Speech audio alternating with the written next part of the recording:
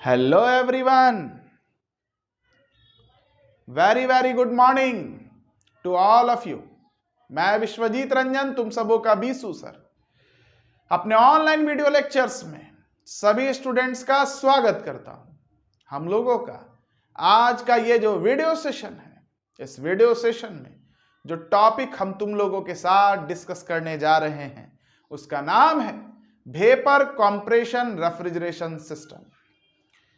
Vapour compression refrigeration system एक method है refrigeration का, एक तरीका है रेफ्रिजरेशन का, जो कहां देखने को मिलता है तो हम लोगों के डोमेस्टिक यूटिलिटी में, हम लोगों के घर बार में जितने भी रेफ्रिजरेटिंग इक्विपमेंट्स होते हैं, like water cooler, like refrigerator, वो इसी मेथडोलॉजी पर वर्क करते हैं, वो इसी प्रोसेस के द्वारा रेफ्रिजरेशन करते हैं। हमारे डोमेस्टिक यूटिलिटी में यूज होने वाले जितने भी रेफ्रिजरेटिंग इक्विपमेंट्स हैं वो जिस मेथड पर वर्क करते हैं उसी मेथड का नाम है वेपर कंप्रेशन रेफ्रिजरेशन सिस्टम।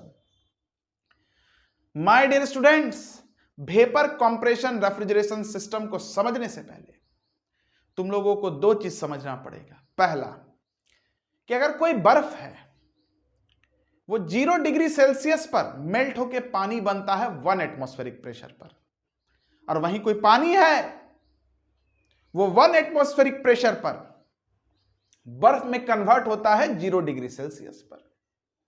मतलब कहने का यह है कि जो मेल्टिंग पॉइंट होता है आइस का और जो वाटर का फ्रीजिंग पॉइंट होता है उस पर जो टेम्परेचर होता है, जिसको मेल्टिंग टेम्परेचर कहते हैं या फ्रीजिंग टेम्परेचर कहते हैं, वो 0 डिग्री सेल्सियस होता है 1 एटमॉस्फेरिक प्रेशर पर।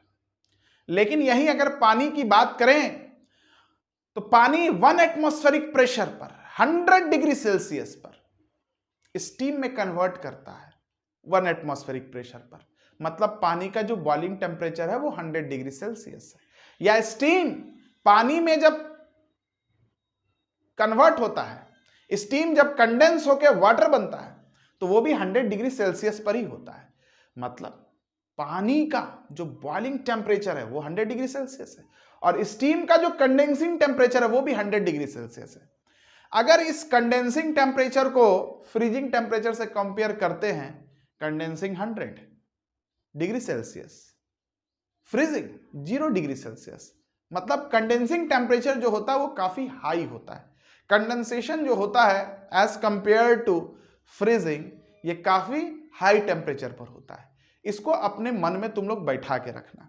अब इस वेपर कंप्रेशन रेफ्रिजरेशन सिस्टम को हम लोग समझते हैं। देखो, ये ब्लॉक डायग्राम है वेपर कंप्रेशन रेफ्रिजरेशन सिस्टम का। यहां पर रेफ्रिजरेटिंग टैंक होता है, साइकिल ऐसे चलता है। तो रेफ्रिजरेटिंग टैंक में जो रेफ्रिजरेंट आया है, वेपर कंप्रेशन रेफ्रिजरेशन सिस्टम में हमारा जो रेफ्रिजरेंट है, हमारा जो केमिकल मीडियम है, वो जनरली R12 होता है। ये R12 कैसे नोमेनक्लेचर होता है, जब रेफ्रिजरेंट के टॉपिक में जाएंगे तो वहां हम लोग पढ़ेंगे। R134A होता है, ये सब कोडिंग है। 134A सबसे ज्यादा यूज होने वाला रेफ्रिजरेंट है आज के समय में। अमोनिया भी यूज होता था पहले, CO2 भी यूज होता था पहले। तो वेपर कंप्रेशन रेफ्रिजरेशन सिस्टम में जो रेफ्रिजरेंट होता है, जो केमिकल सब्सटेंस होता है, वो R12 हो सकता है, R134A हो सकता है, अमोनिया हो सकता है, कार्बन डाइऑक्साइड हो सकता है, वगैरह वगैरह हो सकता है। तो रेफ्रिजरेंट जो वेपर कंप्रेशन रेफ्रिजरेशन सिस्टम में होता है वो सबसे पहले स्टोर्ड होता है इस टैंक में, जिसका नाम है रेफ्रिजरेंट टैंक। और रेफ्रिजरेंट इसमें जो आ रहा है वो कहां से आ रहा है? कंडेंसर से आ रहा है। कंडेंसर से यानी कि कंडेंस हो गया। और कंडेंसेशन कहां पर होता है? अभी बताया, हाई टेम्परेचर पर। इसका मतलब जो रेफ्रिजरेंट टैंक में रेफ्रिजरेंट स्टोर्ड है वो काफी हाई टेम्परेचर पर है और काफी हाई प्रेशर पर है। टेम्परेचर ज्यादा, प्रेशर भी ज्यादा। अब यहां पर जो रेफ्रिजरेंट है वो गर्मा गर्म रेफ्रिजरेंट है, और ये गर्मा गर्म रेफ्रिजरेंट कभी भी बॉडी से हीट को खींच के नहीं निकाल सकता, कभी भी रेफ्रिजरेशन नहीं कर सकता। आपका बॉडी यहां इवेपोरेटर में रखा हुआ है जिससे हीट को निकालना है। तो सबसे पहले हम रेफ्रिजरेंट का क्या करते हैं? थ्रोटल वाल्व से पास कराते हैं। कौन से रेफ्रिजरेंट को? जो हाई प्रेशर हाई टेम्परेचर पर है। थ्रोटल वाल्व से जैसे ही रेफ्रिजरेंट पास करता है, यहां पर एक एडियाबेटिक एक्सपेंशन प्रोसेस होता है। ये एडियाबेटिक एक्सपेंशन प्रोसेस की वजह से रेफ्रिजरेंट का जो प्रेशर है वो ड्रॉप कर जाता है, और प्रेशर ड्रॉप करता है तो उसका टेम्परेचर भी ड्रॉप कर जाता है। मतलब यहां पर रेफ्रिजरेंट आने के बाद बड़ा ही ठंडा रेफ्रिजरेंट रहता है, बड़ा ही चिल्ड रेफ्रिजरेंट रहता है, और ये बड़ा ही ठंडा रेफ्रिजरेंट जैसे इस इवेपोरेटर में जाता है, बहुत ही ठंडा ठंडा कूल रेफ्रिजरेंट जब इवेपोरेटर में जाता है तो यहां पर जो बॉडी है उससे क्या करेगा, हीट को खींच के निकालता है। अब देखो, थ्रोटलिंग के बाद रेफ्रिजरेंट जो होता है वो अपने सैचुरेशन पर होता है। जैसे ही ये saturated low pressure low temperature refrigerant evaporator में जाता है, क्योंकि रेफ्रिजरेंट ठंडा है तो बॉडी से क्या करेगा, हीट निकालेगा, बॉडी ठंडा हो जाएगा, मतलब बॉडी का तो रेफ्रिजरेशन हो गया। अब ये रेफ्रिजरेंट जब बॉडी से हीट निकाल रहा है तो रेफ्रिजरेंट गर्म नहीं होता माय डियर स्टूडेंट्स, क्यों? क्योंकि वो सैचुरेशन पर है, उसके फेज में बदलाव आता है।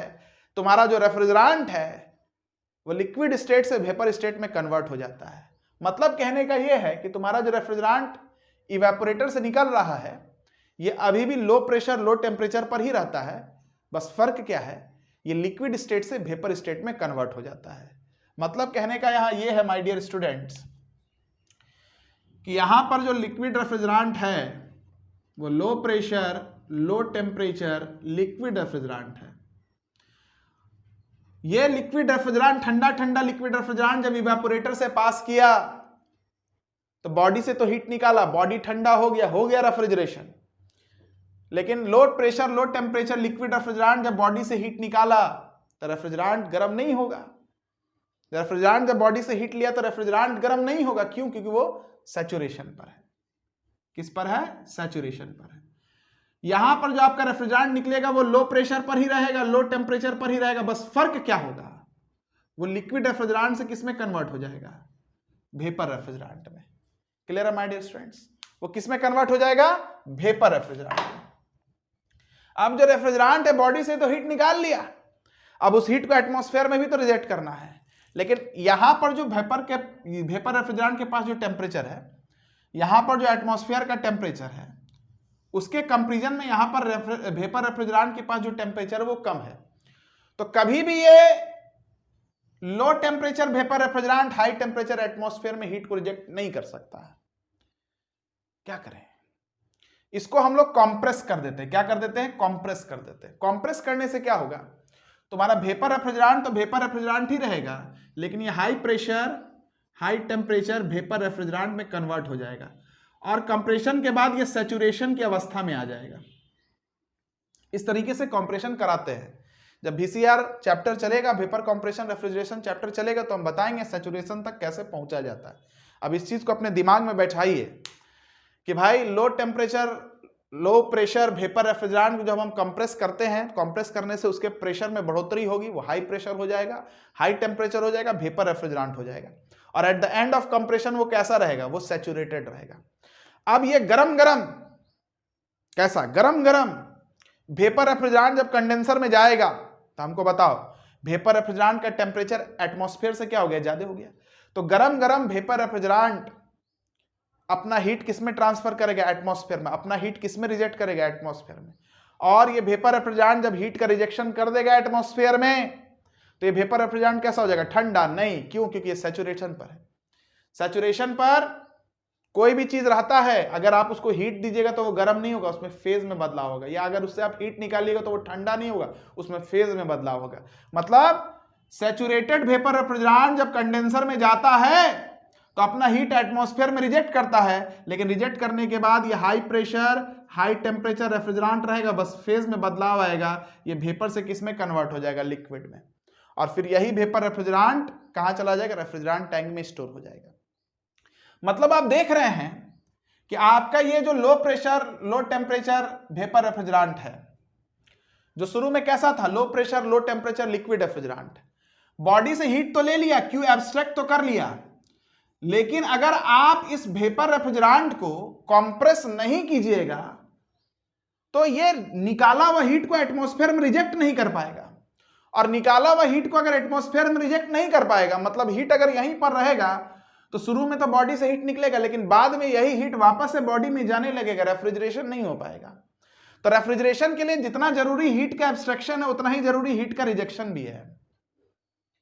हीट निकाल रहे हैं तो हीट को फेंकना भी पड़ेगा, और हीट को रिजेक्ट करने के लिए आपको इस वेपर रेफ्रिजरेंट को कंप्रेस करना पड़ेगा माय डियर स्टूडेंट्स। बिना कंप्रेस किए हुए ये low pressure low temperature vapour refrigerant के टेम्परेचर को बढ़ाया नहीं जा सकता है, और जब तक इस वेपर रेफ्रिजरेंट का टेम्परेचर एटमॉस्फेयर से ज्यादा नहीं होगा हीट का रिजेक्शन नहीं होगा। तो ऐसा रेफ्रिजरेशन सिस्टम जहां पर वेपर रेफ्रिजरेंट को कंप्रेस करके हीट का रिजेक्शन करा के हीट एब्स्ट्रैक्शन प्रोसेस को कंप्लीट किया जाए, रेफ्रिजरेशन को अचीव किया जाए, वैसे ही प्रोसेस को वेपर कंप्रेशन रेफ्रिजरेशन कहते हैं। थोड़ा सा लाइट का प्रॉब्लम है क्योंकि लाइन चला गया है, फेज उड़ गया है और जनरेटर भी काम नहीं कर रहा है, तो आज भर इसको एडजस्ट कीजिएगा। चलिए, vapour compression refrigeration system board पर लिखा हुआ है, काफी अच्छे तरीके से हम आपको एक्सप्लेन कर दिए। जरा सा वीडियो को पॉज करके नोट डाउन कीजिए, फिर हम लोग आगे बढ़ेंगे। चलिए माय डियर स्टूडेंट्स, बहुत बढ़िया, नोट डाउन कर लिए होंगे, चीज को समझ भी गए होंगे। वेपर कंप्रेशन रेफ्रिजरेशन छूट गया, यहां पर लिख लीजिएगा। Vapour compression refrigeration system is one of the most used refrigeration system in our domestic utility. ये बड़ा इंपॉर्टेंट पॉइंट है। हमारे घर बार में जितना भी डोमेस्टिक यूटिलिटी में यूज होने वाले इक्विपमेंट्स है वो सब इसी मेथोडोलॉजी पर वर्क करता है, सब इसी तरीके से काम करता है। जब रेफ्रिजरेटर पढ़ाएंगे आपको तो वहां बताएंगे भी हम, ठीक है। In this system the refrigerant like R12, CO2, R134 से ये सबसे ज्यादा यूज होने वाला रेफ्रिजरेंट है आज के समय में। इसमें ओजोन लेयर का डिप्लीशन सबसे कम होता है। NH3 ammonia is mainly used. अब हालांकि इसको यूज नहीं करते हैं, पुराने जमाने में यूज होता था, अब नहीं करते। हाँ, वेपर एब्जॉर्प्शन सिस्टम में अभी भी अमोनिया यूज होता है।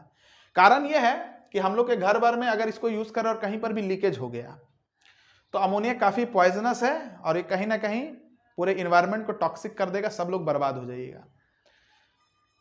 These refrigerant which is at high pressure and high temperature, यहां पर हो सकता है लाइट रिफ्लेक्ट कर रहा होगा, इसको आप अच्छे से नोट डाउन कीजिएगा।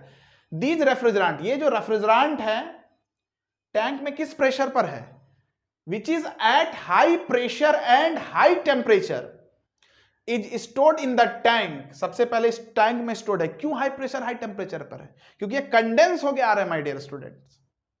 इज फर्स्ट थ्रोटल्ड, सबसे पहले इसका थ्रोटलिंग किया गया। Due to adiabatic expansion, throttling में क्या हुआ, एडियाबैटिक एक्सपेंशन हुआ। The refrigerant pressure and temperature drop, जिसके वजह से रेफ्रिजरेंट का प्रेशर और टेम्परेचर गिर गया। पढ़ा है ना throttling process. Now this low pressure low temperature refrigerant इंटर्स into the evaporator. अब माय डियर स्टूडेंट, ये जो low pressure low temperature saturated refrigerant है, ये कहां इंटर करेगा, इवेपोरेटर में। किस स्टेट में, लिक्विड स्टेट में।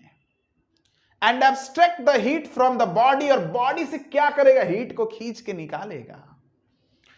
द रेफ्रिजरेंट बिकम्स वेपर, और चूंकि ये सैचुरेशन पर है, हीट निकालने के बाद रेफ्रिजरेंट का टेम्परेचर नहीं बढ़ेगा, उसके फेज में बदलाव आएगा, आपका रेफ्रिजरेंट वेपर स्टेट में कन्वर्ट हो जाएगा। और ये एक इवेपोरेशन का प्रोसेस है। इसलिए हम कहते हैं ये जो फेज चेंज प्रोसेस जहां पर हो रहा है, जरूर उस डिवाइस का नाम क्या होगा, evaporator. The refrigerant becomes vapor and body gets cooled down. This heat abstraction process is our desired process. और इसी प्रोसेस में बॉडी से हीट निकल रहा, बॉडी ठंडा हो रहा, यही प्रोसेस की तो हम चाहत रखते थे, इसलिए इस प्रोसेस को हम लोग डिजायर्ड प्रोसेस कहते हैं। Now the vapour refrigerant is compressed. अब देखो इस वेपर रेफ्रिजरेंट को हम क्या करते हैं, कॉम्प्रेस करते हैं माय डियर स्टूडेंट्स, क्योंकि बिना कॉम्प्रेस किए हुए हीट का रिजेक्शन नहीं हो सकता। Is compressed due to which the temperature and pressure rise, जिसके वजह से वेपर रेफ्रिजरेंट का टेम्परेचर और प्रेशर क्या करेगा, बढ़ेगा बढ़ेगा बढ़ेगा। Becomes high pressure and high temperature refrigerant, and refrigerant और जो आपका रेफ्रिजरेंट है वो high pressure high temperature refrigerant बनेगा। लेकिन किस कंडीशन पर आएगा, सैचुरेशन। ये बहुत इंपॉर्टेंट पॉइंट है माय डियर स्टूडेंट्स, सैचुरेशन पर आ जाएगा। कैसे सैचुरेशन स्टेट को रीच करते हैं ये पढ़ेंगे, VCR एक अलग से चैप्टर ही तुम लोग को पढ़ना है, अभी तो केवल मेथड ऑफ रेफ्रिजरेशन का डिस्कशन हो रहा है। This high pressure and high temperature refrigerant now enters into the condenser. ये जो high pressure high temperature refrigerant कहां इंटर करेगा, कंप्रेसर में, सॉरी कंडेंसर में, where it reject the heat and gets cooled down, जहां पर ये high pressure high temperature, liquid vapour refrigerant heat का रिजेक्शन करेगा, और हीट का रिजेक्शन करने के बाद क्या होगा, गेट्स कूल डाउन नहीं लिखेगा, ठंडा नहीं होता है, and gets condensed into liquid, not cool down. Vapour refrigerant कभी भी ठंडा नहीं होता माय डियर स्टूडेंट्स, क्या होगा, गेट कंडेंस्ड इनटू लिक्विड। अब चूंकि यहां पर हो क्या रहा है, वेपर कंडेंस होकर लिक्विड बन रहा है, it is the process of condensation, तो जहां पर होता है उस डिवाइस का नाम क्या होगा, condenser. The condense liquid refrigerant now gets stored in the tank, और कंडेंस लिक्विड रेफ्रिजरेंट टैंक में आ जाएगा। इसी तरीके से प्रोसेस चलता रहेगा, साइकिल चलता रहेगा और रेफ्रिजरेशन होता रहेगा। तो ये आपका वेपर कंप्रेशन रेफ्रिजरेशन सिस्टम हो गया। अब मेथड ऑफ रेफ्रिजरेशन में हमारा जो लास्ट टॉपिक है एयर रेफ्रिजरेशन सिस्टम, इसी के बाद से हम लोग कार्नोट साइकिल में इंटर करेंगे, यूनिट ऑफ रेफ्रिजरेशन देखेंगे, और न्यूमेरिकल सवाल को हम लोग बनाना चालू करेंगे, सीओपी ऑफ रेफ्रिजरेटर और सीओपी ऑफ हीट पंप के कंसेप्ट को जानेंगे। मतलब इसके बाद आपका पढ़ाई जो है वो एक्चुअल रूप से चालू होगा। अभी तक तो खाली हम लोग बेसिक आइडिया दे रहे थे, अभी तक केवल हम बेसिक आइडिया, तुम लोग का प्लिंथ बना रहे थे, है ना, एकदम फाउंडेशन तैयार कर रहे थे कि कैसे इस पेपर को पढ़ना है, इस पेपर का आइडिया तुमको दे रहे थे कि इस पेपर का बेसिक आइडिया क्या है, बस अभी तो वही चल रहा था। अब टॉपिक स्टार्ट होगा, क्योंकि पहला टॉपिक भी तुम्हारे सिलेबस में मेथड ऑफ रेफ्रिजरेशन ही है, और मेथड ऑफ रेफ्रिजरेशन से जितना मेथड पढ़ा है, इससे हर साल एक मेथड आता है 6 नंबर में। क्वेश्चन पेपर पलट के देखना, हर साल एक क्वेश्चन 6 नंबर में आता है। और पूरा पढ़ाई जो मेरा अभी फोकस्ड होगा वो सेमेस्टर पॉइंट ऑफ व्यू से होगा, क्योंकि सेमेस्टर में अच्छा अंक लाना बहुत महत्वपूर्ण होता है। 6 सेमेस्टर में, सेमेस्टर में सिलेबस में एक एक टॉपिक किस पैटर्न पर एग्जाम्स में क्वेश्चन पूछा जा रहा है, वो सब चीज को ध्यान में रख के ही पढ़ाना महत्वपूर्ण होता है। अब बिल्कुल इसी तरीके से तुम लोग को पढ़ना भी है, सिलेबस के अकॉर्डिंग पढ़ना है, दाएं बाएं आए बाएं चकराए नहीं पढ़ना। सिलेबस में जो दिया है सीरियल नंबर से उसको फॉलो करते जाइए और उसको पढ़ते चले जाइए। ठीक है स्टूडेंट्स, तो चलिए इस वीडियो लेक्चर के लिए इतना ही रखते हैं। आई होप आप लोगों को समझ में आ गया होगा। अगले वीडियो लेक्चर में हम लोग एयर रेफ्रिजरेशन सिस्टम देखेंगे, कार्नोट साइकिल के कंसेप्ट को देखेंगे, सीओपी ऑफ हीट पंप और रेफ्रिजरेटर को समझेंगे। तब तक के लिए keep watching us, keep learning our content. जय मैकेनिकल।